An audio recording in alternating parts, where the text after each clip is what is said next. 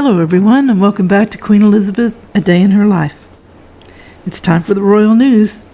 So we're going to see what's been going on around the date of August the 3rd, 2025. The first story comes from Newsweek, and it's dated August the 3rd, 2025. Prince Harry calls in lawyers over Prince Andrew and Meghan fight story. And this is by Jack Royston, who is the chief royal correspondent. Prince Harry and Meghan Markle have sent legal letters to the Daily Mail over allegations of a fistfight with Prince Andrew and derogatory comments about Meghan, Newsweek can reveal. Andrew Loney's new book entitled paints a scathing portrait of Andrew as sex-obsessed, boorish, and privileged. However, it is Harry and Meghan's legal team, not the Duke of York's, who have been mobilized to respond to the allegations. And that's because of passages suggesting Harry and Andrew had a fistfight in 2013, and others stating the latter was dismissive of Meghan. Extracts from the book were serialized in the Daily Mail on Saturday, prompting a strongly worded denial by Harry's team that evening. Now, though, Harry's team has told Newsweek they have called in lawyers. Such are the gross inaccuracies, damaging, and defamatory remarks made in the Daily Mail story. I can confirm a legal letter from Prince Harry's counsel has been sent to the Mail. Now, though, Harry's team told Newsweek they have called in lawyers. Saturday's statement, also sent to Newsweek, read, I can confirm Prince Harry and Prince Andrew have never had a physical fight, nor did Prince Andrew ever make the comments he is alleged to have made about the Duchess of Sussex to Prince Harry. Harry and Meghan filed repeated lawsuits between 2019 and 2022, but have not filed a single case since. In the meantime, Harry has been slowly winding down the flurry of actions, having won some, lost others, and abandoned one. If the legal letter did turn into an actual lawsuit, it would represent a pivot back to a media strategy that Harry was largely thought to have abandoned. What Loney's biography says about Harry and Meghan. At a family gathering in 2013, Loney wrote, Harry and Andrew got into a heated argument, and punches were thrown over something Andrew said behind Harry's back. According to a source close to both men, Harry told him he was a coward not to say it to his face. Harry got the better of Andrew by all accounts, leaving him with a bloody nose before the fight was broken up. Later, Andrew told Harry his marriage to Meghan Markle would not last more than a month, the book reads, and accused his nephew of going bonkers and not doing any due diligence into her past. He openly accused Meghan of being an opportunist and thought she was too old for Harry, adding that his nephew was making the biggest mistake ever. The source said Harry later told William he hated Andrew. The second story comes from People.com, and it's dated August the 2nd, 2025. Princess Anne's attempted kidnapper claims he's innocent. I was more scared than she was.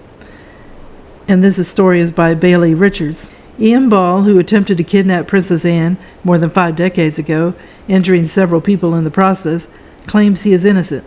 On March 20th, 1974, Anne's chauffeur-driven Rolls-Royce was forced to stop by a vehicle blocking the route.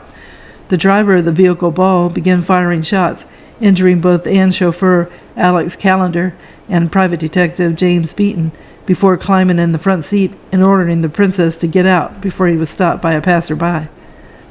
Ball, who had intended to kidnap Anne, then 23 years old, to hold her ransom for almost $4 million, a letter he wrote to Queen Elizabeth later revealed, was prosecuted for the attempted murder of Beaton and sentenced to life imprisonment in a psychiatric hospital. But he was quietly released in 2019, according to the Daily Mail, whom he recently told he's innocent. I'm an innocent, sane man because I had a good reason to believe the gunpowder had been taken out of the bullets and another girl had been substituted for Princess Anne, Ball claimed in a new interview published on August the 1st. In the Daily Mail interview, Ball not only maintained his innocence, but also doubled down on a claim he first raised after pleading guilty decades ago. The attempted kidnapping was meant to be a hoax, staged with the help of a friend on the police force whom he only knew as Frank. The whole idea of performing the hoax was to get publicity so I could write my autobiography, and I expected to get £10,000 in royalties, Ball told the outlet. To prove my innocence, I needed to prove the existence of Frank, he added. That will prove I had reason to believe it was all a hoax. Ball also claimed in the new interview that Anne, now 74, was not scared of him. The royal, who had refused to budge, even as Ball grabbed her arm and tackled her to the floor of the car, wasn't bothered on that night, he told the outlet. I didn't scare her. I was more scared than she was. He also told the Daily Mail that it would be a waste of time to apologize to the men that he had shot during the alleged hoax, and denied that Anne said not bloody likely, now her iconic alleged reply to his attempts to remove her from the car. Rather, Ball exclaimed, she said, "You just go away and nobody will think any more about it," which fueled the belief that I thought it was a hoax. At the time, I thought it wasn't Princess Anne in the car, he said. She looked nothing like Princess Anne. The personality was nothing like Princess Anne. Princess Anne recalled her refusal to budge in a 1980 interview with British talk show host Michael Parkinson. We had a sort of discussion about where or not we were going to go, she deadpanned at the time. Ultimately, however, it was not Anne or her first husband, Captain Mark Phillips, who was also in the car during the alleged kidnapping, who stopped Ball back in 1974, but a passerby named Ronnie Russell.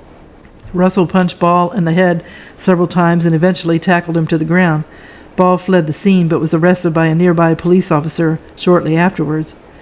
Queen Elizabeth later awarded Beaton the George's Cross, Britain's highest civilian award for gallantry, for his role in saving her daughter's life, and bestowed honors on Callender as well as the other policemen and onlookers who intervened. King Charles's guards honor Ozzy Osbourne with the rendition of Black Sabbath's Paranoid, Like You've Never Heard. This is by Janine Henney. King Charles's soldiers honored Ozzy Osbourne with a musical tribute following the Prince of Darkness' death. On July 30th, the fan footage shared to TikTok showed the band of the Coldstream Guards performing the Black Sabbath song Paranoid during the changing of the guard ceremony at Buckingham Palace. "This is awesome, the proudest I've felt of this country for about 15 years, one commenter wrote below the video. "This is Britishness at its finest," said another. "Rest in peace, Ozzy." The changing of the guard is a royal ceremony in which active duty soldiers who have been on the patrol exchange places with the next rotation, with the old guard and the new guard swapping spots to the tune of music by a military band. The guards honored the late Black Sabbath rocker on the day of his funeral procession in Birmingham, England, where crowds lined the streets in a reaction reminiscent of the public mourning of a royal death. Osbourne died Tuesday, July 22nd, at the age of 76, over 5 years after he was announced that he was diagnosed with Parkinson's disease in 2003. The heavy metal legend performed from a throne at the Black Sabbath farewell concert on July the 5th in his hometown of Birmingham. That show meant everything, a source previously told People. It brought his career full circle. The rocker turned reality star crossed paths with the British royal several times through the years. He performed at the party at the Palace concert celebrating Queen Elizabeth's Golden Jubilee at Buckingham Palace in 2002, and mingled with the future King Charles at a reception for his charity, then called the Prince's Trust, at Clarence House in 2006.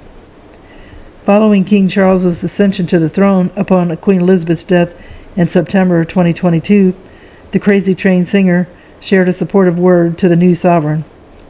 "He's a very, very nice man. He's always treated me with the utmost respect," Osbourne told the New York Post. "In fact, when I had my bike accident in 2003, he sent me a bottle of scotch. I wish him all the best." The fourth story comes from Express and is dated August 3rd, 2025. Royal Insider reveals what Queen Elizabeth was really like behind the scenes, by Jasmine Carey, Royal Reporter. Queen Elizabeth II may have been known worldwide for her strong sense of duty, but there's another aspect of her personality that was closer to Her Majesty. Queen Elizabeth may have been known worldwide for her strong sense of duty, but there's another aspect of her personality that those closer to Her Majesty remember her for. While on the royal stage, she always remained professional. It's been said by those who saw her behind closed doors that she did have a very good sense of humor. And even during the many engagements, her witty remarks provided a glimpse into her personality. As well as being witty, the late Queen reportedly loved to mimic people, and had been inspired by a famous female impersonator, Florence Desmond. This was revealed by royal biographer and podcaster Giles Brindrith, who met the late Queen on multiple occasions.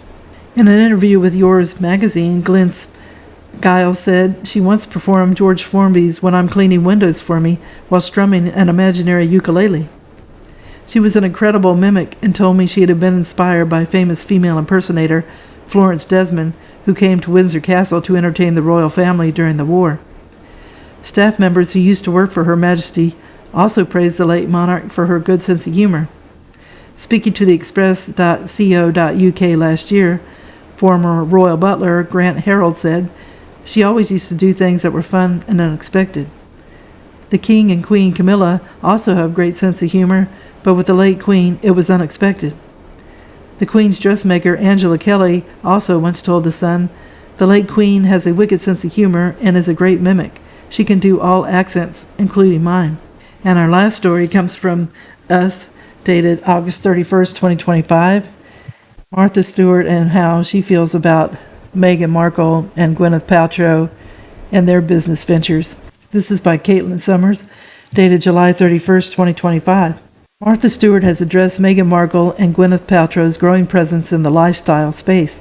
She offered candid views about the Duchess of Sussex and Goop founder joining the influencer sphere during a recent interview with Yahoo Lifestyle. When asked about their status as celebrity influencers, Stewart responded, "I don't mind. Good luck." She went on to praise Paltrow's record, highlighting her achievements in business and entertainment. The media icon said, "Gwyneth has been very successful. She created quite an interesting body of businesses. She's admired. She won an Oscar, for heaven's sakes, as an actress. She's pretty powerful." Turning her attention to Markle, Stewart admitted she wasn't familiar with the Duchess personally. However, she added, "Meghan, I don't really know very well, and I hope she knows what she's talking about." She emphasized that authenticity and a strong grasp of one's subject matter are crucial in the lifestyle space. Stewart said, "Authenticity to me is everything, and to be authentic and knowledgeable about your subject matter is extremely important." This is the first time Stewart has addressed Markle's new role in lifestyle media. Back in April, while speaking with Access Hollywood, Stewart said she was curious to see how Meghan Markle's Netflix series Would Love Meghan turned out. "I'll watch an episode and see how Meghan Markle does," she said at the time. 1 month after the release of Markle's Netflix series, her companion lifestyle brand, As Ever, was launched. So I'm going to end the video here. Well, I hope you enjoyed the video, and if you haven't subscribed, if you could do so, it would help the channel to grow, as well as giving it a thumbs up. It's all a great help. And if you haven't clicked on the notification bell, if you could do that, it lets you know when a video is posted. More importantly, I want to wish everyone a good day, and tune in again soon for another episode of Queen Elizabeth, A Day in Her Life, the Royal News. Thank you. Bye.